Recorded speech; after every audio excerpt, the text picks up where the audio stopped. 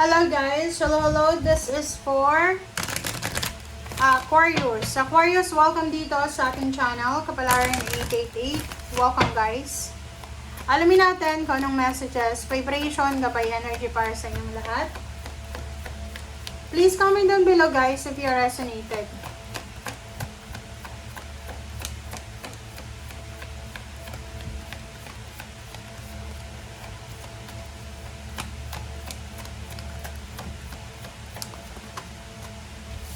Alright, so bad health, Aquarius, great fortune, and message of concern. Yun na nga. So, sa nakikita ko sa'yo dito, pareho lang yung message nyo with the Libra.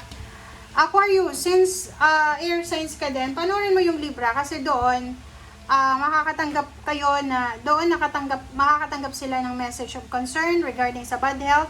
Pwedeng tungkol ito sa'yo, or pwedeng tungkol ito sa father mo, or sa mother mo, or someone na related sa'yo. So, ito siya. Message of concern.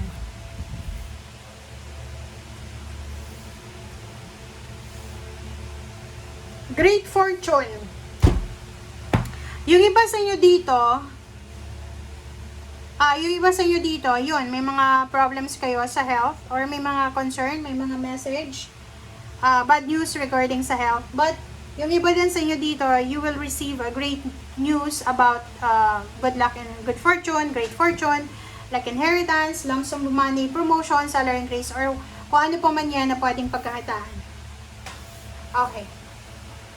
Wow, Aquarius.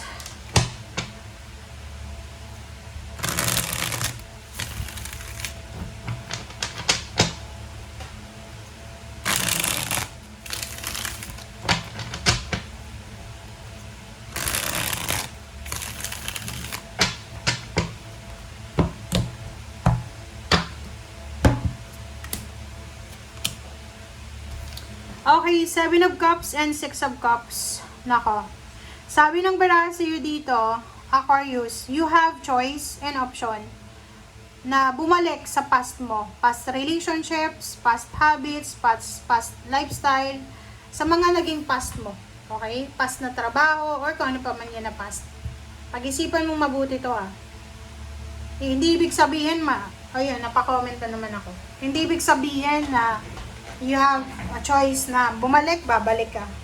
Isipin mo, kung relationship yan, kung yung taong yan ay sinira ka dati, tapos ngayon naka-recover ka, gustong bumalik sa'yo, nako, huwag ka nang babalik. Diba? Sabi ng baraha sa'yo, move forward na, lalo kung tungkol yan sa pera. Halimbawa, ganito yon, nag-resign ka sa isang company, umalis ka sa isang bansa kasi ang toxic. May mga bansa na mataas yung sweldo sa mga empleyado pero ang toxic ng environment. So, ito siya yun. So, halimbawa lang na may mga chances na pwede kang bumalik. It's either sa relationship or sa trabaho. Pag-isipan mong mabuti.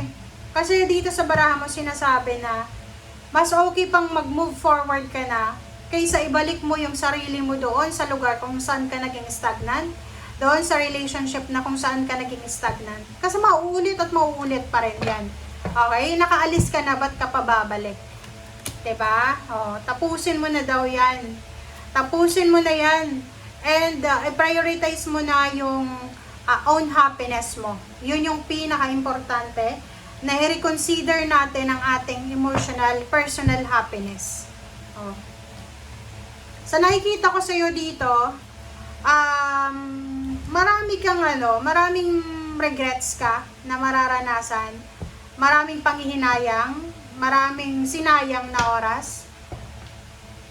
But yung bad news na to na posibleng dumating sa iyo ay posibleng blessing in disguise yan. Kasi hindi ibig sabihin na mawawalan ka ng trabaho, hanggang dyan ka na lang. Ako, sa dami-daming company na pwede mong applyan, there's a chance pa rin. There's a new beginnings. Be inspired. Be positive. Diba? Be excited. Okay? Kasi, like kung babae ka, ilang beses kang nakunan, wag mong isara yung posibilidad na may milagro. Diba? Sabi ng baraha sa'yo dito, oras na para mag-celebrate ka. Oras na para magsimula ulit na maging positive ka, mangarap ka. Tapusin mo na yung sadness mo. Okay? Mag-focus ka na lang daw sa pag-iipon ng pera, sa pagtitipid. Kung gusto mong makalaya sa financial problems or mga financial scarcity, baguhin mo yung mga nakaugalian mo na habits regarding sa pera. Eight of Cups. Ang Eight of Cups na to, maganda to kasi sinasabi ng baraha dyan na possible na pagta-travel, pagre-relocate, pagta-travel, paghahanap ng sarili mo sa ibang lugar, yan ang makakatulong sa'yo para maka-recover ka sa kung ano man na sitwasyon. So, wag mo lang pag-isipang yan, okay, as soon as possible, take risk.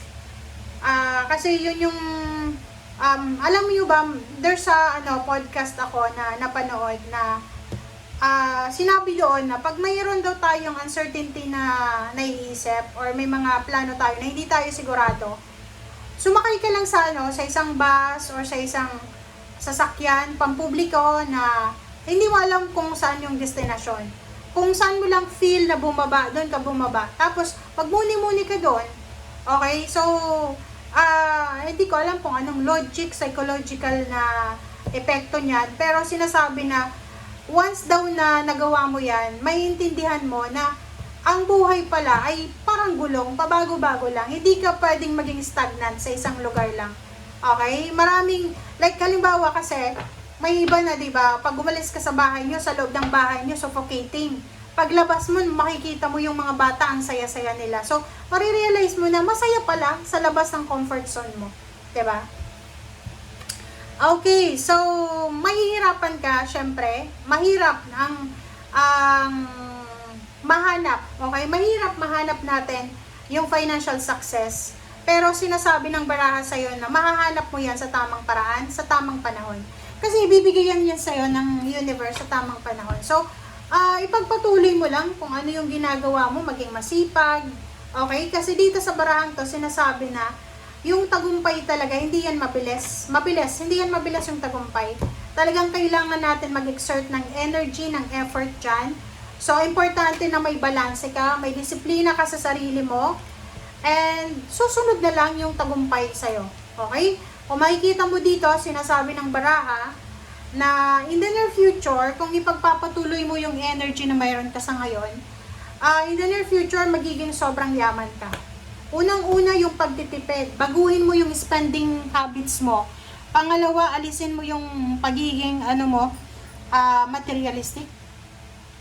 Pangatlo, yung masyado kang emosyonal. Sa baraha mo sinasabi na nasa kamay mo, ikaw yung makakahanap ng success mo. Ikaw yung makaka-resolve ng problems mo. Victory, success, new financial blessings, and lump sum of money. Yun yung nag-iintay sa'yo sa future. Congratulations. Bye!